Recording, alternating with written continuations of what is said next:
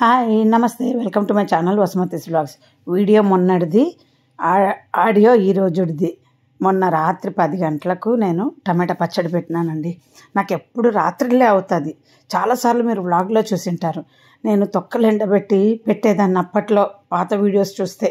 But ఇప్పుడు తొక్కలు ఎండబెట్టేదానికి మాకు ఎండ లేదు, అంటే మాకంతా క్లోజ్డ్ కదా, అందుకనేసి పెద్దగా ఎండ పడదు. అప్పుడైతే బయట ఎండబెట్టగలం, అంటే సమ్మర్లో పెడితేనే ఎండబెట్టగలము. బట్ వింటర్లో అలా అప్పుడు నేను చూపించాను. టమాటా పచ్చడి నానబెట్టేసి అదే ఉప్పు పసుపు కలిపి 3 రోజుల నుంచి ఆ వాటర్ పిండి తొక్కలు మైక్రోవేవ్లో, రైస్ కుక్కర్లో డ్రైగా బాగా చేసి, అప్పట్లో అంత బాగుంటుందో అట్లా చేసుకుంటే. ఎవరైనా ఇప్పుడు పెట్టుకుంటే ఓకే, ఎప్పుడైనా ఫారిన్ కంట్రీస్లో వాళ్ళు ఉంటారు కదా, వాళ్ళకి ఎండ రాలేదనుకోండి, ఇన్ఫామ్ చేయండి. మైక్రోవేవ్లో బటర్ పేపర్ వేసి టమాటా తొక్కలు పెట్టేసి చక్కగా కాస్త స్టార్ట్ చేసేస్తే అది మ్యాక్సిమం ఎండిపోతాయి. ఆ తర్వాత పచ్చిదే రుబ్బుకోవచ్చు, ఇలా మగ్గించుకోకుండా.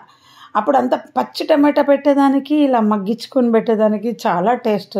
బట్ ఈసారి పెట్టలేదు, ఇంకా చెప్పాను కదా అంత ఓపిక లేదు. సరే, ఇంకా ఇయర్కి అయితే మగ్గిచ్చే పెడుతున్నా. మా పిల్లలకు నేను చేసే టమాటా పచ్చడి చాలా చాలా ఇష్టం. ఎందుకంటే బయట కొనేది పులుపు ఉంటుంది, టేస్ట్ ఉండదు. ఇంకా పెట్టకూడదు అనుకున్నా. ఇప్పుడు ఇంకా ఉల్లిగడ్డ కారము, ఇంకా ఉల్లిపాయల రేట్ ఎక్కువైతే దానికి ఆల్టర్నేట్గా నేను టమాటా పచ్చడి పూసుకుంటా దోశకు, ఇంకా రోటీస్లోకి, వాటికి, అన్నంలోకి సంవత్సరం అంతా అలా పడి ఉంటుంది అని. ఊరికి ఒక మా ఆయన 2 కిలోలు ఏమో తెస్తే, 2-3 గుర్తులేదండి, అందాజుగా నావి కొలతలు ఉండవు. అయితే టీకాల కారం వేసానండి లాస్ట్ ఇయర్. ఆవగాయ మొత్తం సైలాస్ కిచెన్ వాళ్ళ కారం పొడి, ఆవపిండి వాడి గబ్బు లేపుకున్న. పాత ఆవపిండిలు ఉన్నవన్నీ పడేసిన, నేను కొన్నవి పడేసి ఫ్రెష్గా నేను తయారు చేసుకున్న ఆవపిండి ఎంత బాగుందో. మీరు పచ్చళ్ళకు కంపల్సరీ ఇంట్లోనే ఆవపిండి తయారు చేసుకోండి. మెంతిపిండి బయట కొనకండి, దొరుకుతుంటాయి.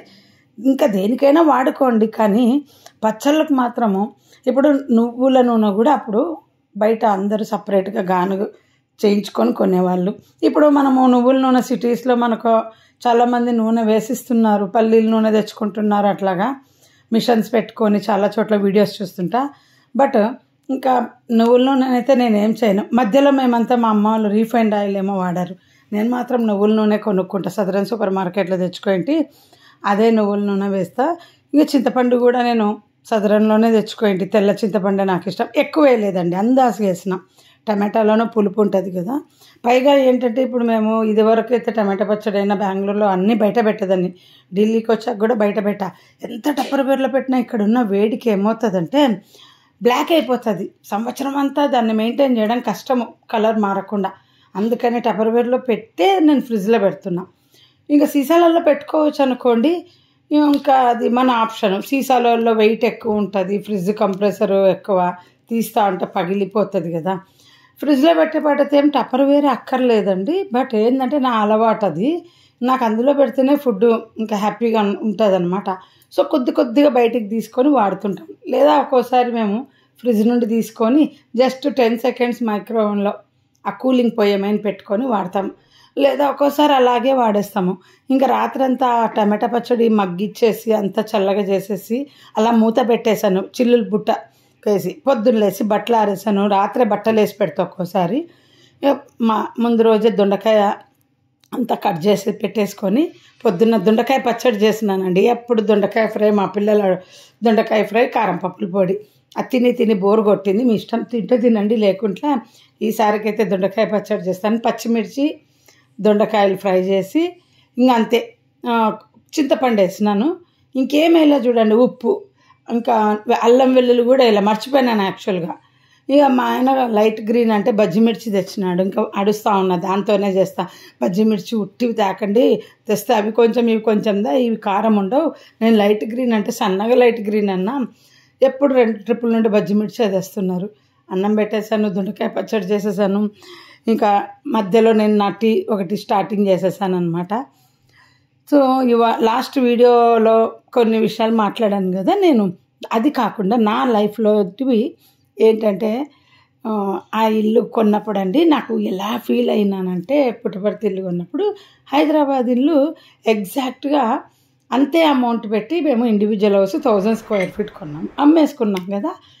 నేను ఆ గృహప్రవేశం అప్పుడు ఎంత ఆనందం అంటే, భగవంతుడు చూడు, ఇండివిజువల్ హౌస్ 9 లక్షలు పెట్టి కొన్నది, మళ్ళీ డబ్బులు బెంగళూరుకి వచ్చాక ఇల్లు కొనాలని అమ్మేసుకొని కంఫర్ట్ చేసి నాకు లోన్లు, కార్ లోన్లు, హోమ్ ఎల్ఐసి లోన్లు అన్నీ తీసేసి పిల్లలకు స్కూల్కి బెంగళూరులో అడ్మిషన్కు చేరి 1,00,000 రూపాయలు అనుకుని ఇద్దరు కలిపి 1,00,000 దానిలో కట్టి చాలా రిలాక్స్ అయిపోయినాం యాక్చువల్గా ఇల్లు అమ్మాక.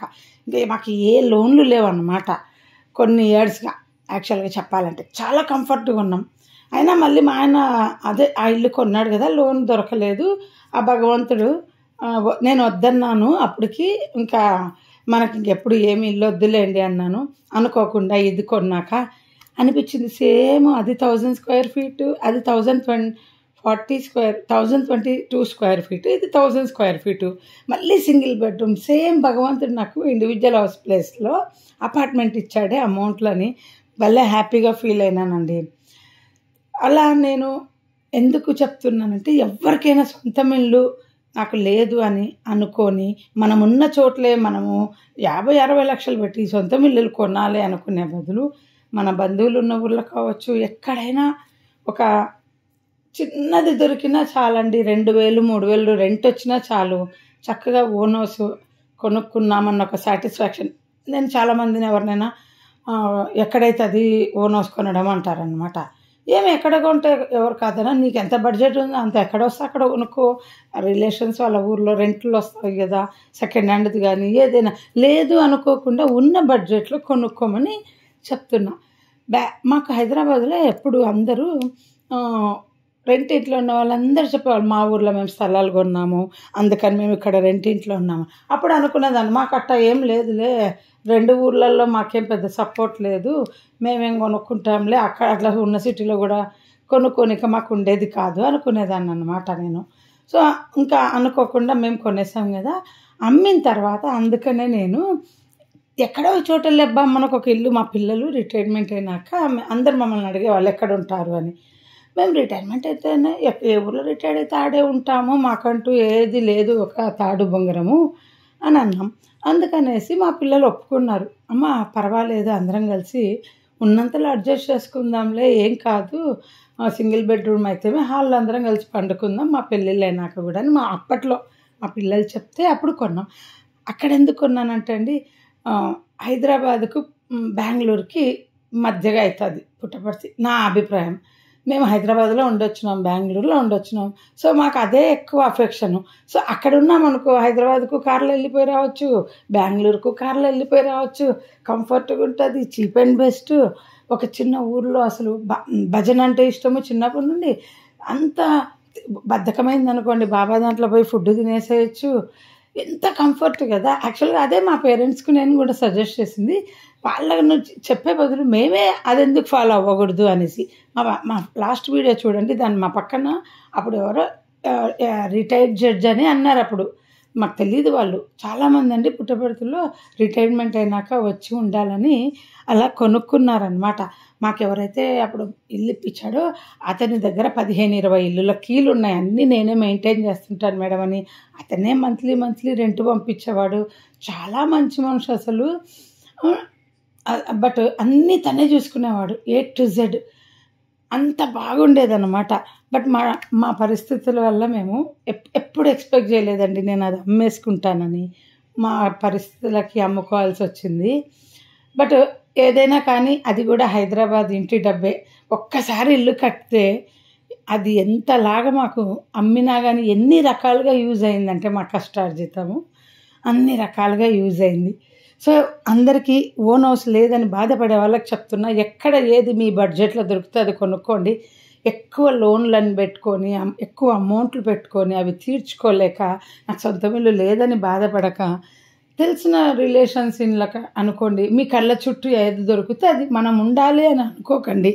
మనం లేకపోయినా కానీ ఒక 2,000-3,000 మనం బ్యాంక్ వడ్డీ వచ్చినా చాలు. నాకు అప్పుడు అందరూ మా రిలేషను ఎందుకు అడకొన్నావు అంటే, అరే నాకు ఇష్టమై కొన్నాను అంటే వాళ్ళు లెక్క వేసి, ఓకే నీకు వచ్చే రెంటు నువ్వు పెట్టిన పెట్టుబడి బ్యాంక్ వడ్డీ 10 రూపాయలు వస్తుంది పర్వాలేదులే అలా అన్నారనమాట. వాళ్ళకి అంత ఫోకస్. నువ్వు లేని చోట ఎందుకు కొంటావు, ఎవడు కొంటాడండి, లేని చోట ఎవడు కొనరు కదా. నాది డిఫరెంట్ ఆలోచన అండి. ఎప్పుడు కూడా నా కాన్సెప్ట్ డిఫరెంట్గా ఉంటుంది, ఎదుటి మనిషికి నచ్చేలాగా ఉండదు అనమాట. అందుకే ఎదుటి మనిషికి నన్ను చూసి విచిత్రమైన పిల్ల అనుకుంటుంటారు. వాళ్ళ ఆలోచన ప్రకారం నేను ఎందుకు వెళ్ళాలి. చూడండి, ఇప్పుడు అందరు అంటారు కదా, చదువుకున్న వాళ్ళకు చదువుకునే వాళ్ళకు తేడా అనేసి. అలాగే సిటీలో ఉన్న వాళ్ళకు ఊర్లో ఉన్న వాళ్ళ ఆలోచనలు వేరువేరుగా ఉంటాయి. ఇద్దరు ఎప్పటికీ కలవు ఏది కూడా. వీళ్ళ థింకింగ్ వేరు, వాళ్ళ థింకింగ్ వేరు. సో మ్యాచ్ అవ్వదా. ఇంకా ముఖ్యంగా ఏంటంటే బిజినెస్ పీపుల్ది ఒక మెంటాలిటీ ఉంటుంది, జాబ్ చేసే వాళ్ళది ఒక మెంటాలిటీ ఉంటుంది. నాకున్న సర్కిల్ అంతా బిజినెస్ పీపుల్, మేమేమో జాబ్ చేసేవాళ్ళం. సో నా ఆలోచన వాళ్ళకు ఏది కూడా నచ్చేది కాదు. వాళ్ళదంతా ఏంటంటే బంగారు వెండి కూడబెట్టుకోవడాలు ఇలాంటి ఆలోచన. నాది ఏంటంటే ఇంటి సామాన్లు జల్సాగా తిరగాలి అని.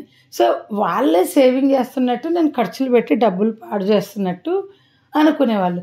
కానీ అందరూ మా ఇంట్లో నాకు బంగారు లేదని, నాకు ఏది లేదని ఎవరు పట్టించుకోవాలి. మా ఇంటికి వచ్చిన వాళ్ళు మా శాలరీ అడిగేవాళ్ళు.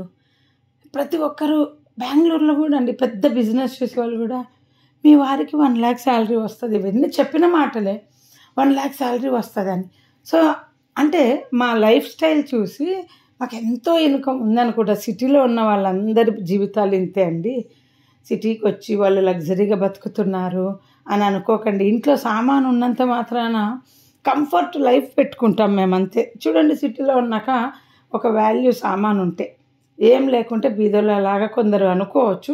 చాలామంది నా ఇంటికి వచ్చినప్పుడు ఏమనేవాళ్ళంటే, నేనేమి వాళ్ళని ఇల్లు కొను అనేదాన్ని కాదు, నేను సొంత ఇల్లు కొన్నాక సామాను పెట్టుకుంటాను అన్నీ అనే. నేనేమనేదాన్ని కాదు. నేను అనేదాన్ని సొంత ఇల్లు ఎప్పుడు కొంటాము, మనం ఎప్పుడు సామాను పెట్టుకోవాలా అని మైండ్లో అనుకునేదాన్ని. నేను రెంటింట్లో ఉన్నప్పుడు అనేవాళ్ళు నన్ను, నువ్వు రెంటింట్లో ఇన్ని సామాన్లు పెట్టుకొని ఉన్నావని బెంగళూరులో అనేవాళ్ళు అన్నమాట. ఇక్కడికి వచ్చాక కూడా నన్ను ఒకరు అన్నారు, ఇంకా నువ్వు ఎక్కువ సామాన్ పెట్టుకోవద్దు అని. నాకు భలే కోపం వచ్చింది. అసలు నా సామాన్ మీద పక్కనోడికి ఏంటో బాధ నాకు అర్థం కాదు. ఎప్పుడు జనాలు నా సామాన్ మీద పడి ఏడుస్తారండి. నేను ఇప్పుడు కూడా మీరు చూస్తున్నారు కదా, నేను ఇల్లు మారితే చాలు, నాకు అక్కర్లేని సామాన్ అంతా తీస్తా, ఆ ఇంటికి ఎంత పడుతుందో అంత పెట్టుకుంటా, మళ్ళీ అవసరమైతే మళ్ళీ కొనుక్కుంటా. పట్టు చీరలన్నీ మీరు అందరూ వేలు పెడతారు కదా, బంగారం అంతా కొంటారు, కొన్నప్పుడు దాని మీద ఎంత వేస్టేజ్, ఎంత ట్యాక్స్ కడతామో, మళ్ళీ మనకు అది రిటర్న్ రావడానికి చాలా టైం పడుతుంది కదా. ఒకవేళ అవసరమై వెంటనే అమ్మితే అంతా లాసేజే. నాకు చాలాసార్లు అలాగే జరిగింది. మీకు ఈ వీడియో నాది నచ్చితే లైక్ చేయండి. నా ఫీలింగ్స్ ఇలా ఈరోజు షేర్ చేశాను. ఇంకా పొద్దున వాకింగ్కి వెళ్ళేసి నేను చక్కగా షార్ట్ వీడియోలు అప్పుడప్పుడు అలా చేస్తున్నా. వాకింగ్లో ఏదైనా ఆలోచన వచ్చిందనుకోండి, అది వచ్చి ఒక వీడియో షూట్ చేసి పెడుతున్నా. కానీ వాకింగ్ కంటిన్యూ చేస్తానో లేదో తెలియదు, కానీ ఈసారి మాత్రం స్టాప్ చేయకూడదని పట్టుదలగా ఉన్నా. ఎప్పుడు వాకింగ్ స్టార్ట్ చేసి షార్ట్ వీడియోలో పెట్టినానంటే అయిపోయా, నా వాకింగ్ బంద్ అయిపోతుంది. ఈసారి చూడాలి. Bye, see you.